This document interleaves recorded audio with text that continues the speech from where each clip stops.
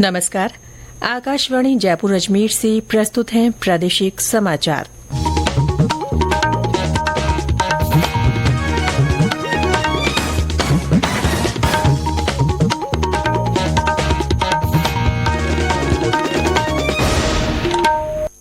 मुख्य समाचार। जैसलमेर के पोकरण में आज से देश की तीनों सेनाओं का अभ्यास भारत शक्ति हो रहा है शुरू। प्रधानमंत्री नरेंद्र मोदी भी रहेंगे मौजूद। आगामी लोकसभा चुनाव के लिए उम्मीदवारों के नामों पर चर्चा के वास्ते भाजपा और कांग्रेस की केंद्रीय चुनाव समिति की हुई बैठक। राज्य में न्यूनतम समर्थन मूल्य पर सरसों और चने की खरीद के लिए कोटा संभाग में आज से और शेष स्थानों पर 22 मार्च से किसान करा सकेंगे पंजीयन। और रमजान का पवित्र माह आज से शुरू। मुस्लिम समुदाय के लोगों ने सहरी के बाद रखा पहला रोजा।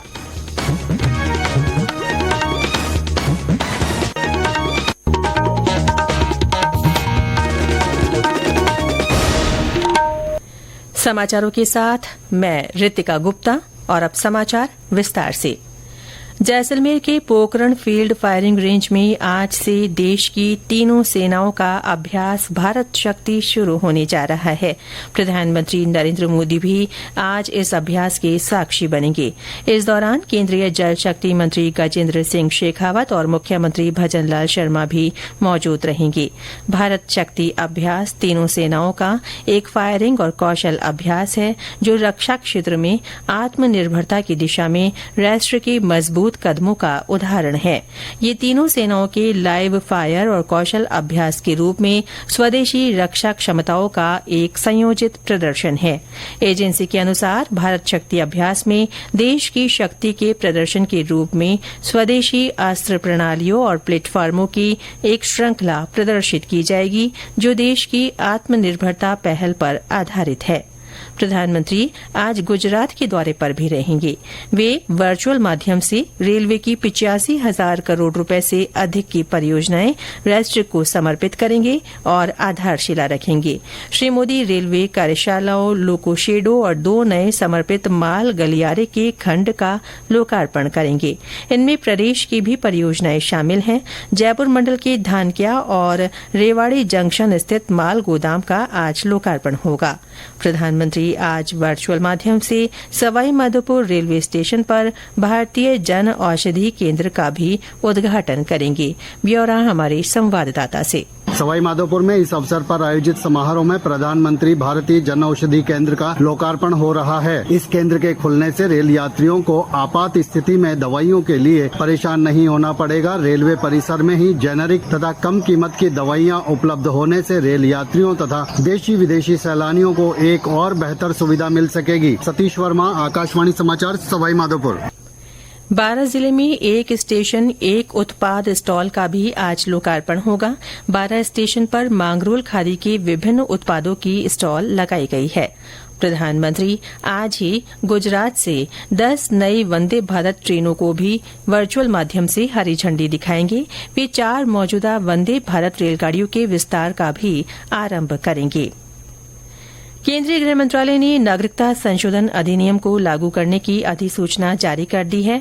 ये भारतीय जनता पार्टी के वर्ष 2019 के चुनाव घोषणा पत्र का अभिन्न हिस्सा था। यह अधिनियम अफगानिस्तान, बांग्लादेश और पाकिस्तान से आए हिंदू, सिख, बौद्ध, जैन, पारसी और ईसाई समुदाय के प्रवासियों को नागरिकता के लिए पात्र बनाने का प्रयास है। इससे प्रताड़ित लोगों के लिए भारत में नागरिकता पाने का मार्ग प्रशस्त होगा।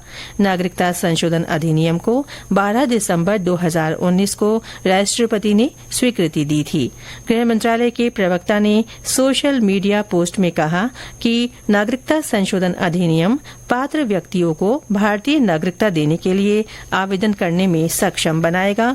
आवेदन पूरी तरह से ऑनलाइन माध्यम से भेजे जाएंगे। इसके लिए एक वेब पोर्टल उपलब्ध करवाया गया है।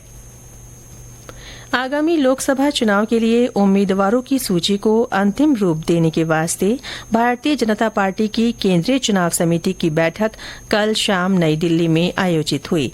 पार्टी मुख्यालय में हुई इस बैठक में संभावित उम्मीदवारों के नामों पर चर्चा के लिए ये भाजपा के चुनावी पैनल की दूसरी बैठक थी। बैठक में प्रधानमंत्री नरेंद्र मोदी, भाजपा अध्यक्ष जेपी नड्डा, केंद्रीय मंत्री राजनाथ सिंह और अमित शाह भी मौजूद रहे। उधर कांग्रेस की केंद्रीय चुनाव समिति की कल नई दिल्ली में बैठक हुई। इसमें पार्टी के उम्मीदवारों के नामों पर चर्चा की गई। ये बैठक पार्टी अध्यक्ष मल्लिकार्जुन खड़गे की अध्यक्षता में हुई। वहीं प्रदेश में आगामी लोकसभा चुनाव को देखते हुए विभिन्न गतिविधियां आयोजित की जा रही हैं। अलवर में मतदान अधिकारियों को पहले चरण का प्रशिक्षण दिया गया। जोधपुर में ज्यादा से ज्यादा मतदान को बढ़ावा देने के लिए निर्वाचन अधिकारी की अध्यक्षता में एक एमओयू पर हस्ताक्षर किए गए और भारतीय क्रिकेट टीम के खिलाड़ी रवि बिश्नोई को जिले का ब्रांड एम्बेसडर बनाया गया। वहीं भीलवाड़ा में केंद्रीय सशस्त्र बल और पुलिस ने शहर के सुभाष नगर थाना क्षेत्र में फ्लैग मार्च किया। ये समाचार आकाशवाणी जयपुर अजमेर से प्रसारित किए जा रहे हैं। केंद्र सरकार ने राज्य में सरसों खरीद के लिए 14,58,000 मीट्रिक टन और चना खरीद के लिए 4,52,000 मीट्रिक टन खरीद लक्ष्य स्वीकृत किए हैं। सरसों और चने की खरीद ऑनलाइन प्रक्रिया अनुसार की जानी है। इसके लिए कोटा संभाग में किसान आज से और शेष राज्य में 22 मार्च से पंजीयन करा सकेंगे। कोटा संभाग में खरीद का काम 15 मार्च से और बचे हुए स्थानों पर 1 अप्रैल से शुरू होगा। रबी सीजन 2024-2025 में किसानों को उनके नजदीकी क्षेत्र में सरसों और चना की तुलाई सुविधा उपलब्ध कराने के उद्देश्य से सरसों और चने के 520 खरीद केंद्र मंजूर किए गए हैं। केंद्र ने सरसों का समर्थन मूल्य 5,650 रूपये और चने का 5,440 रूपये प्रति क्विंटल घोषित किया है। भरतपुर के केवलादेव राष्ट्रीय उद्यान की छिछली झीलों में इन दिनों हरियाली छाई हुई है। सर्दी प्रवास के लिए आए अधिकांश परिंदे जा चुके हैं, लेकिन स्थानीय पक्षियों के कलरव से उद्यान गुंजायमान है। हमारे संवाददाता ने बताया कि स्थानीय पक्षियों के लिए उद्यान की झील वंश वृद्धि का बेहतर स्थान बन रही है। स्थानीय पक्षियों का कलरव पर्यटकों को लुभा रहा है। उद्यान में पर्याप्त मात्रा में पानी की आवक होने से झीलें गुलजार हो रही हैं। उद्यान में हरियाली छाई हुई है और छिछली झीलों में लगे पेड़ व वनस्पति से खूबसूरती निखर कर आ रही है। स्थानीय पक्षियों के लिए उद्यान की झीलें वंशवृद्धि का बेहतर स्थान बन रही हैं। पक्षियों के लिए भोजन व आवास में ये पेड़ व वनस्पति मददगार साबित हो रहे हैं। करीब 29 वर्ग किलोमीटर एरिया में फैले केवलादेव उद्यान के लिए प्रतिवर्ष 500 MCFT पानी की आवश्यकता होती है। इस वर्ष जरूरत से अधिक पानी आ जाने से उद्यान गुलजार हो गया है और झीलों में पानी सुदूर क्षेत्र तक फैल गया है, जिससे यहाँ की रौनक देखकर पर्यटक मंत्रमुग्ध हो रहे हैं। शिव कुमार वशिष्ठ, आकाशवाणी समाचार, भरतपुर। रमजान का पवित्र महीना आज से शुरू हो गया है। रुयात है हिलाल या चांद देखने वाली समितियों ने कल शाम चांद दिखने की घोषणा की। लोगों ने कल रात बड़ी संख्या में स्थानीय मस्जिदों में तरावीह की विशेष नमाज अदा की। ये पूरे महीने जारी रहेगी। रमजान इस्लामी कैलेंडर का 9वां महीना है और इसके समापन पर ईद उल फितर का त्योहार मनाया जाता है। प्रधानमंत्री नरेंद्र मोदी ने लोगों को रमजान की शुभकामनाएं दी हैं। श्री मोदी ने अपने संदेश में आशा व्यक्त की कि ये पवित्र महीना सभी के जीवन में खुशी, स्वास्थ्य और समृद्धि लाए।